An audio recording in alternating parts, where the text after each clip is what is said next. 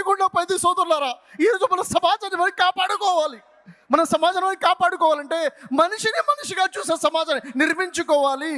ప్రజల్లో మానవత్వం చచ్చిపోయింది, ధర్మం కనుమరుగైపోయింది. నిన్ను వల్ల నీ పొరుగు వారిని ప్రేమించుము అన్న ధర్మాన్ని మన ప్రజలకి పరిచయించాలి. దీనికోసమే మన ప్రవీణ్ పాడాల గారు పాటుపడ్డారు.